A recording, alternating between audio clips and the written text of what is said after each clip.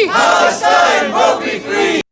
I'm joined on the Crispin Flintoff show by Mick Napier from the Scottish Palestine Solidarity Campaign. How you doing, Mick? Good morning, Crispin. Thanks for having me. Now look, you've got us some good news this week, which is why I wanted to talk to you, because this is a story that's from the national newspaper. Glaswegian pro-Palestine activist acquitted of 2 charges. It says here, Mick Napier, 78, you don't look a day over 50 if you ask me, appeared at Glasgow Sheriff Court on Thursday, where both charges relating to separate incidents from October 2024 were dropped. One charge against Napier came under Section 38 of the Criminal Justice and Licensing Scotland Act 2010 for using threatening and abusive behaviour inside Barclays Bank, Argyle Street, on October the 12th, 2024. The second charge related to an incident in Kelvin Grove Park on October the 6th, 2024, where he was accused of using a sound system and refusing to desist by a constable in uniform. Napier also faced a breach of the peace prosecuted under the Hate Crime Act for behaviour aggravated by prejudice relating to religion or, in the case of a social or cultural group, perceived religious affiliation following an event organised by Glasgow Friends of Israel in collaboration with the Israeli embassy. So, can you tell us a bit more about those charges and what happened there? It took 5 months. 7 days spread over 5 months, so it's been with me for quite a while and was only resolved yesterday morning. It's the latest attempt by the Zionist lobby up here, working with prosecutors and the police, to try to secure a conviction for racism, for anti-Semitism, i.e. a racially aggravated crime. And yet again, it fails because there's no basis to it whatsoever, not a scintilla. It's not like there's a dog whistle that they can magnify. There just ain't nothing. One of the charges was us going into Barclays Bank and kicking up a rumpus, protesting against Barclays investing in arms companies. And it was the week after the UN committee had actually used the word extermination to describe what Israel was doing to the Palestinians. So we went in, we were pretty angry, but the cops lied and embellished what was going on by saying that I had called the staff fucking Nazis. Well, the video showed that that had no basis in fact, and the sheriff was very, very dismissive of the police testimony. So that was a not guilty. We had at all times ignored the staff because our message was to the senior management, if you like, and to passers-by on the main street in Glasgow.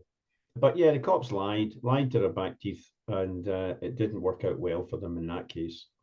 The other case was an incident 6 days later, where on the anniversary of Operation Al-Aqsa Flood, when Palestinian resistance broke out of the Gaza concentration zone, after 1 year, they held a so-called vigil to lament and grieve the Israeli dead.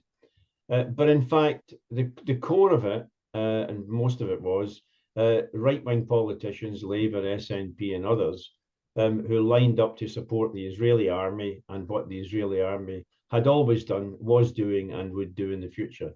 So we organised a protest. It was pretty loud, quite large numbers at a well-known Glasgow landmark, Kelvin Grove Museum. But once again, the cops and the prosecutor trying to squeeze racial hatred out of it. And there was an excellent debate in court. My lawyer was absolutely amazing. But it was a great debate in court as to whether from the river to the sea, Palestine will be free was anti-Semitic, and that never got any support from the sheriff.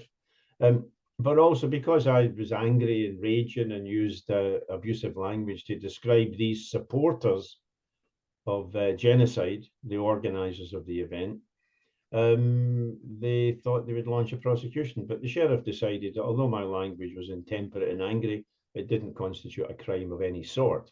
And that because there were a fair number of Jews in the Glasgow Friends of Israel so-called vigil, that didn't mean that our protest was aimed at Jews any more than, criticising the mafia would be aimed at Italians. So our protest was very narrowly focused on the organisers, their shocking history of extreme racism. You know, on their Facebook, they had welcomed the euthanizing of Palestinians by the Israeli military. Terrible.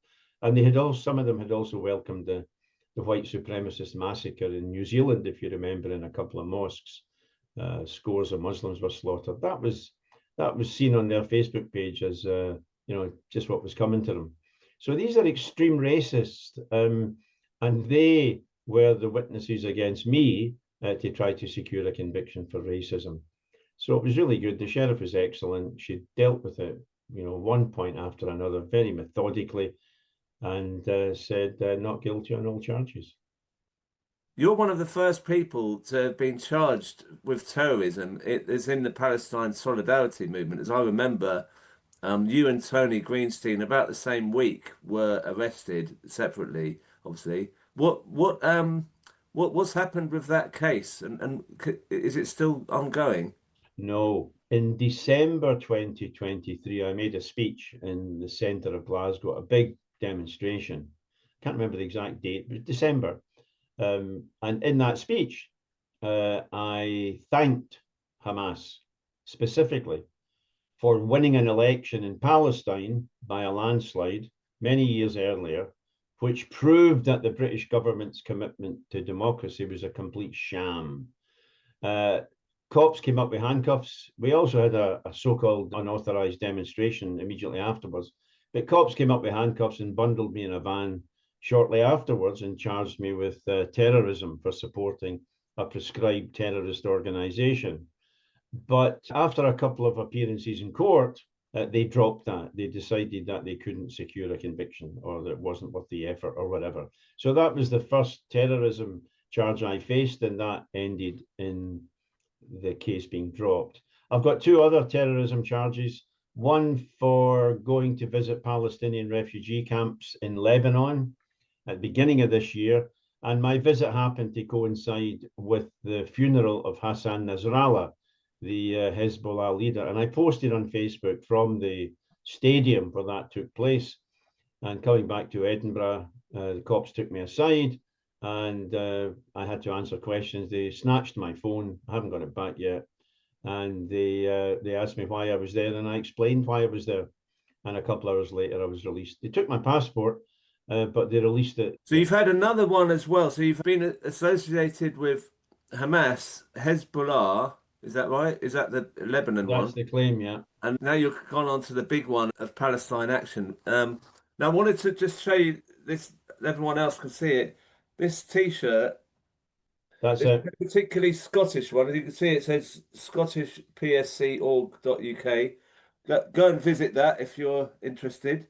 Now this T-shirt here is it gets people into trouble in Scotland, is that right?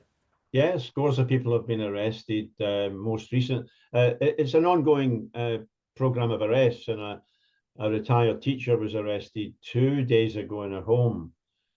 She's an ex-teacher. She was looking after a sick grandson. Two cops turned up with photographs of her wearing that T-shirt, and many other photographs, by the way. They didn't conceal from Margaret a whole range of different photographs they'd taken. And one of them was at a meeting of your party, not directly concerned with Palestine or directly with so-called even terrorism.